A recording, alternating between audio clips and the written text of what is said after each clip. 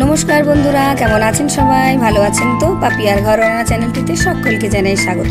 চলে এসেছি আবারও একটা দুর্দান্ত স্বাদের রেসিপি নিয়ে। এটি ছোট থেকে বড় সকলের ভালো লাগবে। বাচ্চাদের সকালে টিফিনে বা অফিস টিফিনে বা ব্রেকফাস্টে বানিয়ে ফেলুন এই ঝরঝরে ডালিয়ার উপমাটি।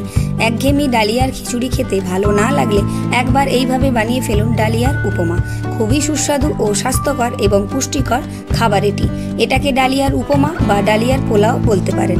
নিরামিষ দিনেও বানিয়ে ফেলতে পারেন এই রেসিপিটি। এটি খুবই চটজলদি হাতের কাছে থাকা সবকিছু দিয়েই বানিয়ে নেওয়া যায়। তাহলে চলুন আজকের রেসিপিটি শুরু করা যাক। আমার সাথে থাকুন, পাশে থাকুন, পুরো ভিডিও দেখতে থাকুন।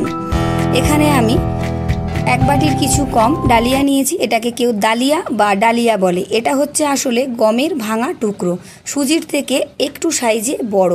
এটা কিন্তু খুবই পুষ্টিকর স্বাস্থ্যকর একটি খাবার। এটাকে আমি ভালো করে আগে ভেজে নেব। তার জন্য আমি গ্যাসের ওপর কড়াই বসিয়ে নিচ্ছি। এখানে কড়াই গরম করে নিয়েছি। এবার ডালিয়াগুলোকে আমি এর মধ্যে দিয়ে দিলাম। এখানে 3 থেকে 4 মিনিট গ্যাসটাকে একদম মাঝারি আঁচে রেখে ভালো করে নেড়ে চেড়ে ডালিয়াটাকে ভেজে নিতে হবে। ডালিয়াটাকে কিন্তু অবশ্যই নাড়াচাড়া করতে থাকবেন। আর এই দিকে আমি এর জন্য কিছু সবজি কেটে নিয়েছি, চলুন দেখিয়ে নিই।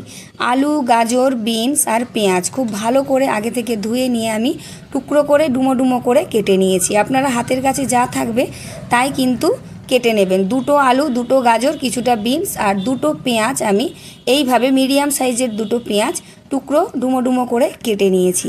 আপনারা আগেও বলেছি হাতের কাছে যা থাকবে তাই দিয়ে কিন্তু বানিয়ে ফেলবেন। পেঁয়াজ ছাড়া নিরামিষ দিনেও কিন্তু এটা বানিয়ে ফেলতে পারেন। ডালিয়াটা ভাজা হয়ে গেছে। ডালিয়া ভাজা হয়ে গেলে না একটু সাদা সাদা হয়ে যাবে আর এর থেকে সুন্দর একটা গন্ধ বেরোবে। এটা ভাজা হয়ে গেছে, সুন্দর গন্ধ বেরিয়েছে আর ডালিয়াটা সাদাও হয়ে গেছে। একটা পাত্রে আমি সমস্ত ডালিয়া ঢেলে নিলাম। আবারও গ্যাসের উপর আমি কড়াই বসিয়ে নিলাম। এবার 1 টেবিল চামচ আমি সর্ষের তেল গরম করে নিয়েছি। এবার এর মধ্যে দিয়ে দিচ্ছি আমি কিছুটা চীনাবাদাম।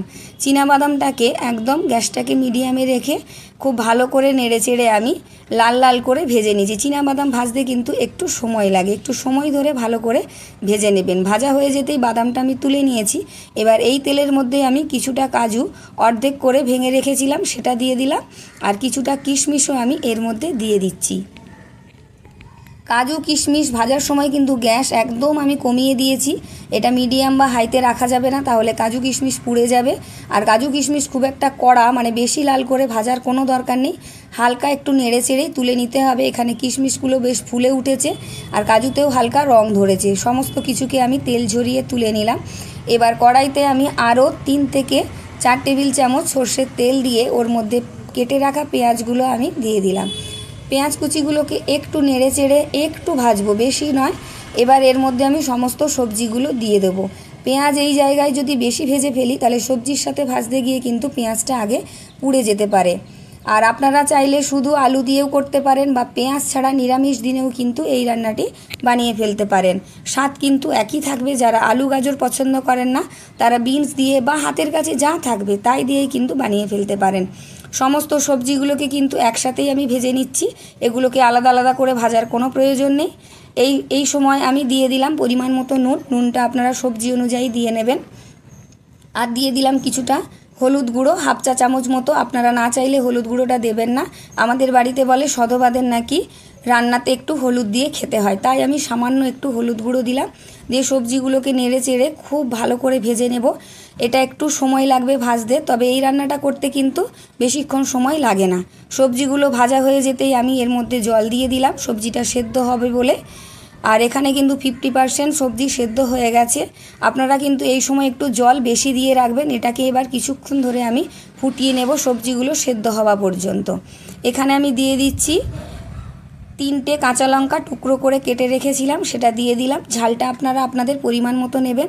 আর এই সময় কিন্তু আলু আর গাজর বেশ 80% মতো সেদ্ধ হয়ে গেছে। আর ভেজে রাখা ডালিয়াগুলো আমি কাপড় দিয়ে সুন্দর করে মুছে রেখেছিলাম, দিয়ে দিলাম আমি ভেজে রাখা ডালিয়াগুলো। আপনারা চাইলে ডালিয়াগুলো ধুয়েও নিতে পারেন, তবে ধুয়ে নিলে একটু নরম ভাবটা বেশি হয়, ঝরঝরে হয়তো নাও হতে পারে, তাই আমি না ধুয়েই দিয়ে দিলাম। তবে ভালো করে মুছে পরিষ্কার করে নিয়েছিলাম। এবার এটাকে আমি সমস্ত সবজির সাথে মিশিয়ে দিলাম আর এটা ফুটতে থাকুক। আমি এখানে একটা তড়কার জন্য রেডি করে নিচ্ছি। একটা প্যানে আমি কিছুটা সাদা তেল গরম করে নিয়েছি। এখানে কিছুটা ছোলার ডাল, কিছুটা বিউলির ডাল আর কয়েকটা শুকনো লঙ্কা নিয়েছি। আর এখানে দিয়ে দিলাম আমি হাফ টেবিল চামচ কালো সর্ষে আর কিছুটা জিরে। তবে কালো সর্ষেটা অবশ্যই আপনারা ফোড়ন দেবেন। আর বিউলির ডাল, গোটা বিউলির ডাল আর ছোলার ডাল আমি এখানে দিয়ে দিলাম। এটাকে গ্যাস মিডিয়ামে রেখে ভালো করে নেড়েচেড়ে ভেজে নিতে হবে। একটু নেড়েচেড়েই আমি এর মধ্যে দিয়ে দিলাম কারি পাতা। কারি পাতাগুলোকে কিন্তু আমি ভালো করে ধুয়ে পরিষ্কার করে রেখেছিলাম। এবার এটাকে নেড়েচেড়ে ভেজে নেব, তবে গ্যাসটা একটু কমিয়ে দেবেন এই সময়। আর কতটা ভাজি, কিভাবে ভাজি আপনারা কিন্তু দেখে নিন। হ্যাঁ, এই রকম করেই কিন্তু ভেজে নিতে হবে এই তরকার সব কিছুকে। খুব ভালোভাবে কিন্তু আমার ভাজা হয়ে গেছে। এদিকে কিন্তু ডালিয়াটা বেশ ফুলেও উঠেছে আর দেখুন জলটাও কিন্তু কমে এসেছে। আপনারা জলটা কিন্তু খুব ভালোভাবে মাপ করে দেবেন, না হলে কিন্তু কম হয়ে যেতে পারে। তবে একটু জল গরম করে রাখবেন। যদি মনে হয় ডালিয়াতে জল কম হচ্ছে তাহলে সেই গরম জলটা দিয়ে আরেকটু ফুটিয়ে ডালিয়াটাকে সেদ্ধ করে নেবেন। ডালিয়াটা এখানে আমার পুরোপুরি সেদ্ধ হয়ে গেছে, জলও কমে গেছে। এবার এর মধ্যে দিয়ে দিচ্ছি আমি 2 টেবিল চামচ চিনি। আপনারা কিন্তু আপনাদের পরিমাণ মতো চিনি দেবেন, আর চিনি খেতে না চাইলে না দেবেন। তবে নিরামিষ রান্না বা এই রকম ব্রেকফাস্ট ডালিয়াতে একটু চিনি দিলে ভালো হয়। আর দিয়ে দিচ্ছি আমি 2 টেবিল চামচ গাওয়া ঘি। ঘিটা অবশ্যই দেবেন, তবে ডালিয়াটা ঝরঝরে হবে আর খেতেও খুব সুস্বাদু হবে। এবার ভেজে রাখা তরকাগুলোকে আমি সব এর মধ্যে দিয়ে দিচ্ছি। এই রান্নাটা খুবই পুষ্টিকর একটি স্বাস্থ্যকর খাবার। বাচ্চাদের দেবেন, খুবই মজা করে খাবে ওরা। বাচ্চা থেকে বড় সকলের ভালো লাগবে এই রান্নাটি। এবার সব কিছুকে খুব ভালোভাবে আমি মিশিয়ে নিচ্ছি। যেটুকু জল আছে সেটা কিন্তু নাড়তে চাড়তেই কমে যাবে। এবার এই সময় কিন্তু গ্যাস আমি একদম বন্ধ করে দিলাম। এবার দিয়ে দিচ্ছি এর মধ্যে আমি ভেজে রাখা বাদাম, কাজু আর কিশমিশগুলো। সব কিছুকে আমি এই ডালিয়ার মধ্যে দিয়ে দিলাম। দিয়ে খুব ভালোভাবে নেড়ে নেড়ে চেড়ে মিশিয়ে দিচ্ছি। একদম ঝরঝরে হবে আর জলও কমে যাবে। একদম জল কিন্তু টেনে নেবে, খুবই সুস্বাদু হবে। এইভাবে অবশ্যই একবার বাড়িতে ট্রাই করবেন। আর ভালো লাগলে আমাকে অবশ্যই কমেন্ট করে জানাবেন আর একটা লাইক করে দেবেন। আর চ্যানেলটিতে যারা নতুন তারা অবশ্যই সাবস্ক্রাইব করে দেবেন আমার নতুন নতুন ভিডিও দেখার জন্য। দেখুন আমার একদম রেডি হয়ে গেছে ডালিয়ার উপমা বা ডালিয়ার পোলাও। আমার এই রকম দুর্দান্ত আরও নতুন নতুন রেসিপি দেখার জন্য কিন্তু চ্যানেলটি অবশ্যই সাবস্ক্রাইব করে দেবেন। আর পাশে থাকা বেল আইকনটি প্রেস করে অল করে রাখবেন। আমার ভিডিও নোটিফিকেশন সবার আগে আপনার কাছে পৌঁছে যাবে।